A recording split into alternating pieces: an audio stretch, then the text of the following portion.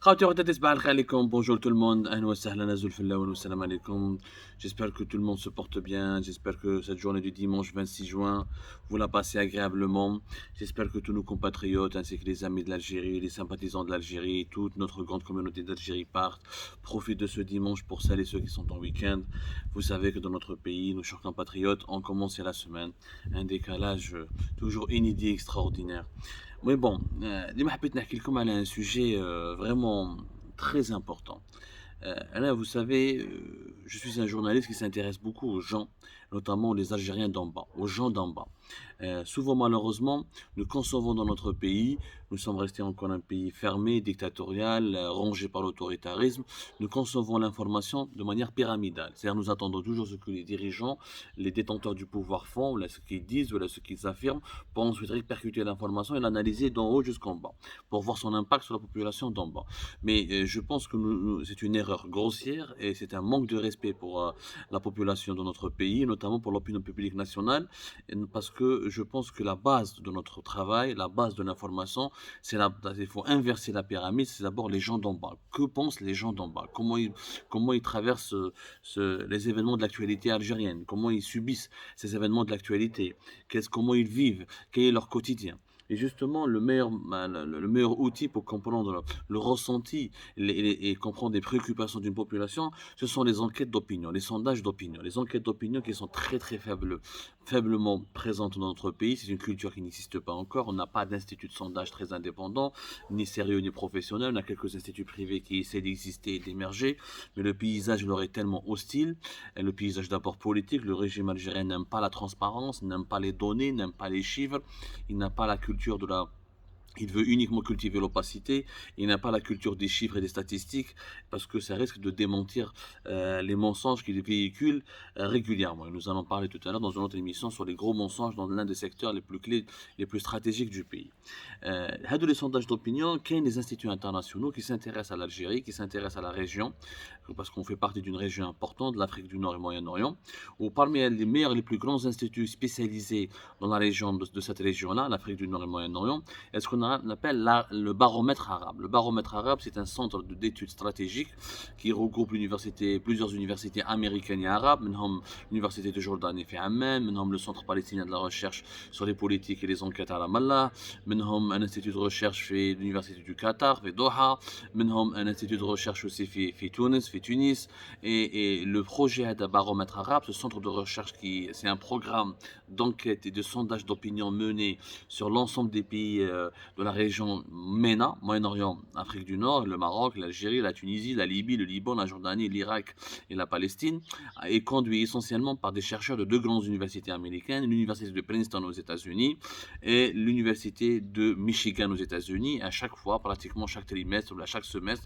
ils font des grandes enquêtes d'opinion sur les pays que je viens de citer, en interrogeant 25 000 personnes à travers 7 pays différents.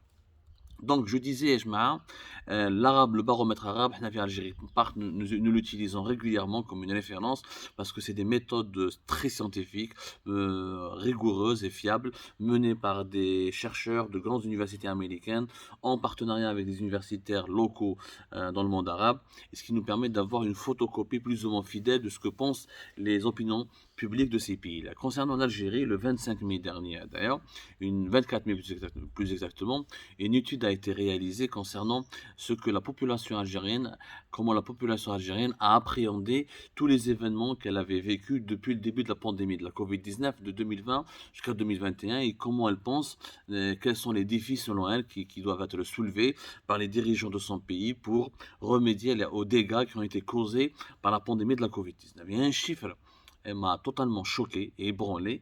Et il en dit long sur la pauvreté, comment la pauvreté menace des pans entiers de la population de notre pays.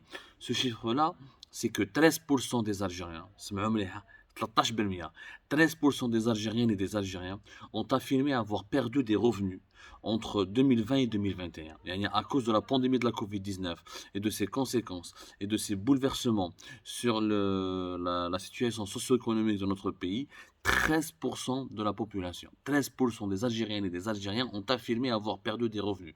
Et ils ont perdu leur travail, ils n'ont pas touché de salaire, leur entreprise a dû fermer, ils ont été limogés, ou là leurs activités ont été arrêtées ou là brutalement suspendues, comme il s'agit dans le secteur du transport et de l'hôtellerie et de la restauration à cause des mesures de confinement sanitaire. Euh, les marchés informels qui ont été complètement annulés ou là qui ont été supprimés à cause du confinement sanitaire, les couvre-feux, etc. Durant ces 2 ans, 2020-2021, parce que les enquêtes d'opinion sont réalisées durant 3 périodes, même fin de l'année 2020, milieu de l'année 2021 jusqu'au milieu de l'année 2022, et ça prouve, ces enquêtes ont démontré que 13% des Algériens ont perdu des revenus. Avec on 13% des Algériennes et des Algériens, quand on applique ça à l'échelle de la population, on a 45 millions d'habitants, mais il y a 9 millions et quelques, presque 10 millions qui sont des mineurs, des élèves, des lycéens, des enfants et des mineurs. Il y a une population d'adultes de 35 millions, 13% c'est 4 millions et demi. 4 millions et demi d'Algériennes et d'Algériens qui ont perdu des revenus. Et le chiffre, il reflète une certaine réalité, parce qu'on a chauffé dans les grandes villes algériennes, la mendicité, la pauvreté, les fléaux sociaux, la harga, etc.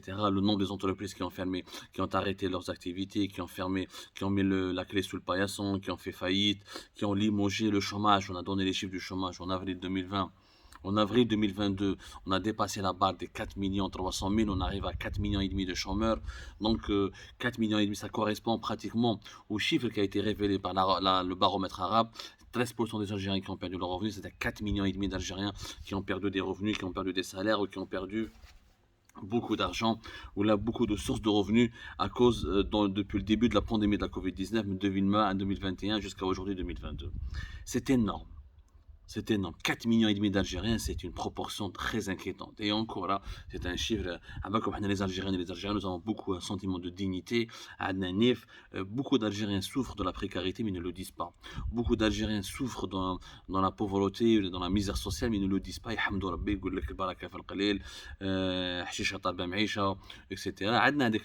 On a beaucoup chez nous, on a cette fierté qui nous empêche un peu de mendier ou là, qui nous empêche un peu de faire part de notre malheur, de nos souffrances matérielles. Mais malheureusement, beaucoup de nos compatriotes ont basculé dans la pauvreté. Et c'est un chiffre qui est inquiétant, qui prouve quoi? Qui prouve que le régime algérien n'a rien fait ou n'a rien pu faire pour stopper l'avancée de la pauvreté dans notre pays. De 2020 à 2022, quelques mesures ont été promises. On a donné 10 000 dinars pour les familles nécessiteuses. 10 000 dinars, c'est rien du tout. Avec la dévaluation du dinar et de la monnaie algérienne, ça n'a pratiquement rien rapporté.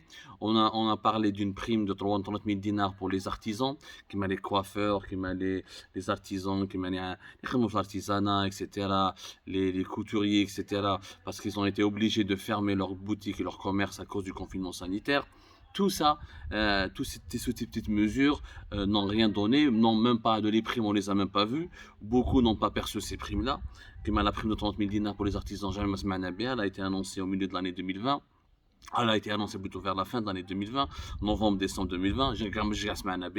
La police, c'est vrai que les subventions sociales ont été maintenues dans notre pays, mais la politique pratiquée par le régime algérien concernant les restrictions, la réduction de la facture des importations a provoqué des pénuries alimentaires. Rappelez-vous, tout le dernier trimestre de l'année 2021, il n'y avait plus de lait, la pénurie de l'huile durant l'année 2021 et 2020, la pénurie ensuite du pain. Les boulangers, ils avaient marre de vendre à perte du pain subventionné à 10 dinars, c'était pas possible. Les légumes et les fruits qui ont augmenté, et dans certains fruits et légumes sont même devenus, il y avait même une certaine pénurie. La production de la pomme de terre a complètement chuté, le coût de la vie a augmenté, la cherté de la vie excessive, l'inflation galopante. On a comme à l'inflation plus tard, l'inflation a dépassé les 10% depuis avril 2022. C'est un cap historique, ça c'est les chiffres officiels de l'Office national des statistiques, c'est pas moi qui le dis. Donc tous ces paramètres expliquent pourquoi la pauvreté est en train de progresser et d'avancer et de s'enraciner dangereusement dans notre pays. Mais rien n'a été fait, malheureusement. Rien n'est fait pour aider les pauvres, pour les secourir, pour les soutenir face à dans ce contexte économique et financier très hostile. Et notre pays, l'économie algérienne a régressé. Le PIB de l'Algérie qui n'a pas été, la richesse nationale annuellement créée, qui n'a pas été redressée en 2021. On en parlera tout ça.